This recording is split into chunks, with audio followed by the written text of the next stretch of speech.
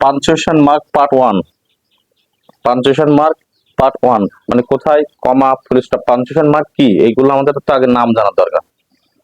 তো আমরা একটা তালিকা মতন করছি এখানে। পার্ট ওয়ানে আমরা আজকে 7টা টপিক নিয়ে আলোচনা করব। 7টা টপিকের প্রথমে হলো ফুল স্টপ। তাহলে পাঞ্চুয়েশনের ভিতরে 1 নম্বর কি আছে? Full stop. দেখতে কেমন সেটা ব্র্যাকেটের ভিতরে দেওয়া আছে।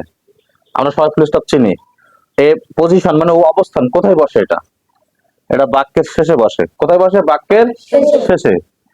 বক্তব্য সমাপ্ত করা অর্থে প্রকাশ করে। বক্তব্য সমাপ্ত করা অর্থে প্রকাশ করে। এটা 3টা সেন্টেন্সের শেষে বসে। অ্যাসার্টিভ সেন্টেন্সের শেষে কি ফুল স্টপ বসে, অবজেক্টিভ সেন্টেন্সের শেষে ফুল স্টপ বসে, আর ইম্পারেটিভ সেন্টেন্সের শেষে ফুল স্টপ বসে।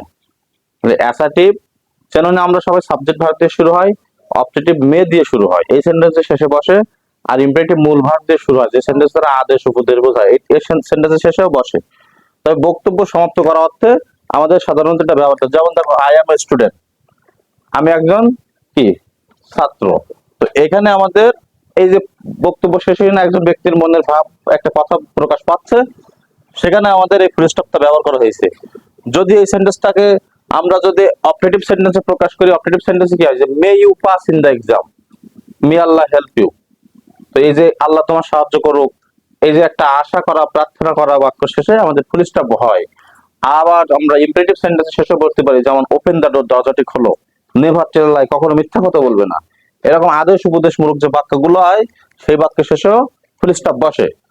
আচ্ছা, 2 নম্বরে আমাদের আছে কমা। আর ফুল স্টপ আর কমার ভিতরে আমরা পার্থক্য তো সবাই চিনতে পারছি। এটা কোথায় বসে? এটা বাক্যের মাঝে বসে। কখন বসে? অল্প বিরতি যখন প্রকাশ করে, অল্প বিরতি, অল্প একটু বিরতি যখন, তখন সেটা ব্যবহার করতে হয়। দেখো, দেয়ার আর 2 হাই স্কুল, দুটো হাই স্কুল আছে, এ মাদ্রাসা, এ প্রাইমারি স্কুল। তো বলছে দেয়ার আর 2 হাই স্কুল বলে আমাদের একটু বিরতি লাগবে। যে আমরা বলতে পারি যে আমাদের গ্রামে 2টা মাদ্রাসা বা 2টা হাই স্কুল, একটি মাদ্রাসা এবং একটি প্রাইমারি স্কুল আছে। এই যে বাক্যগুলো বলছে, একটা একটা কথা বলার শেষে শেষে আমরা অল্প একটু করে বিরতি নিচ্ছি, যার কারণে সেখানে আমাদের কমা ব্যবহার করতে হবে। এবার আর একটা বিষয়, সমজাতীয় কিছু শব্দ যদি আমরা একাধিকবার উদাহরণ দিতে ব্যবহার করি, সেই সমজাতীয় শব্দগুলো পূর্বে সব কমা ব্যবহার করতে হয়। শুধুমাত্র শেষ শব্দটার আগে এন্ড হবে, আর বাকিগুলোর আগে কমা ব্যবহৃত হবে। সেই দিক থেকে আমরা বলতে পারি এখানে 2 হাই স্কুলের পরে কমা আছে, এ মাদ্রাসা আছে, প্রাইমারি স্কুল। সমজাতি মানে এগুলো সব শিক্ষা প্রতিষ্ঠান। তাহলে শেষটা হলো প্রাইমারি স্কুল, তার আগে এন্ড, তার আগে মাদ্রাসা একটা প্রতিষ্ঠানের নাম, হাই স্কুল একটা প্রতিষ্ঠানের নাম, এখানে কমা আছে। যেমন আমরা বলতে পারি যে আমি গত সপ্তাহে ঢাকা, খুলনা, রাজশাহী, দিনাজপুর ঘুরতে গিয়েছিলাম। ঢাকা, রাজশাহী, খুলনা, দিনাজপুর এগুলো সব স্থানের নাম না? এই প্রত্যেকটা স্থানের শেষে একটা একটা করে কি হবে? কমা হবে, কারণ সমজাতীয় শব্দ। এবং শেষ শব্দটার আগে কিন্তু এবং বা ইংরেজিতে এন্ড ব্যবহৃত হবে। I bought pen, pencil, eraser, mobile phone and a shirt. তাহলে এই যে এন্ড শার্ট বলেছি, এর আগের যে শব্দগুলো বলেছি সবগুলোর কি হবে? কমা হবে। বুঝতে পেরেছো কমা কোথায় ব্যবহৃত হয়? আচ্ছা, এবার সেমিকোলন। তার মানে এই ফুল স্টপ আর কমা দুটো একসাথে মিলে, এই যে উপরে ফুল স্টপ, নিচে এই যে কমা, দুটোকে একসাথে বলা হয় কি? সেমিকোলন। এটা কোথায় ব্যবহৃত হয়? এটা বাক্যের মাঝখানে ব্যবহৃত হয়। এটাও, এটা কখন ব্যবহৃত হবে? দুটো ক্লাসকে পৃথক করতে। দুটো ক্লাস মানে খণ্ড বাক্য। কেমন খণ্ড বাক্য? আমার অসুস্থতার কারণে আমি গতকাল বাজারে যাইনি। বাজারে যাইনি এই একটা অংশ, আর আমার অসুস্থতার কারণে এই একটা অংশ, এই দুটো এক একটা অংশকে বলা হয় ক্লাস বা খণ্ড বাক্য। দেখো, এই দুটো মিলে কিন্তু একটা ভাব প্রকাশ পেয়েছে, একটাই অর্থ প্রকাশ পেয়েছে। আমার অসুস্থতার কারণে আমি স্কুলে যাইনি, এই সম্পূর্ণটা একটা কথা না? একটা কথাকে আমরা দুটো পার্ট করা যায়, এই এক একটা পার্টকে ক্লজ বলা হয়। এই ক্লজের কনজাংশনের স্থানে, অর্থাৎ এই ক্লজের মাঝখানে যেখানে কনজাংশন বসার কথা, সেখানে কনজাংশন যদি না বসে, সেখানে আমরা এই সেমিকোলনটা ব্যবহার করতে পারি। এখানে আবার বলতেছে কন্ট্রাস্ট বা ইনফর্ম করতে, কোনো তথ্য জানাতে, কোনো কিছু বলতে, কোনো তথ্য জানাতে। ইনফরমেশন মানে তথ্য, জানি না? কোনো তথ্য বা কোনো বিষয় আমাদের কারোর সাথে এসে কোনো বিষয়টা বললাম, এই ক্ষেত্রে যেমন উই ওয়াচ দ্য ডোর, আমরা দরজা দেখছি। নো ওয়ান কেম, এখানে কেউ আসেনি। এই যে কেউ আসেনি, এই তথ্যটা আমরা এসে দিচ্ছি না একজনকে, সেক্ষেত্রে আমাদের এখানে সেমিকোলনটা ব্যবহৃত হচ্ছে। সেমিকোলন কেমন জিনিসটা সেটা আমরা চিনতে পারছি তো, তার ব্যবহার কোথায় বসে। আচ্ছা, এরপর হলো কোলন। কোলন দেখো দুটো ফুল স্টপ পর পর, এই যে কোলন দেখছো, কোলন বাক্যের মাঝে ব্যবহৃত হয়। কোলন কোথায় ব্যবহৃত হয়? বাক্যের মাঝে।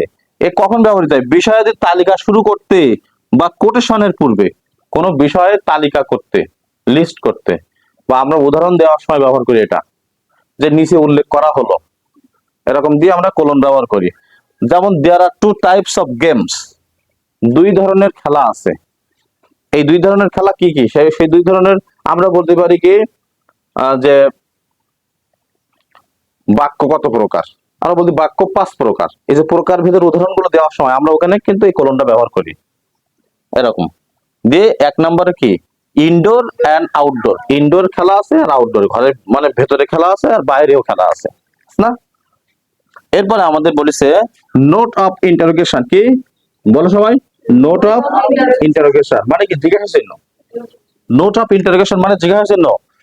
প্রশ্নবোধক বাক্যের শেষে, প্রশ্নবোধক অর্থাৎ যে বাক্য জিজ্ঞাসা করা বোঝায়, কোনো কিছু জানতে চাওয়া বোঝায়, ইন্টারোগেটিভ সেন্টেন্স, সেই সেন্টেন্সের শেষে আমাদের কি হবে? জিজ্ঞাসা চিহ্ন। কোনো কিছু জানতে চাওয়া অর্থে ব্যবহৃত হয়, যেমন হাউ আর ইউ, তুমি কেমন আছো?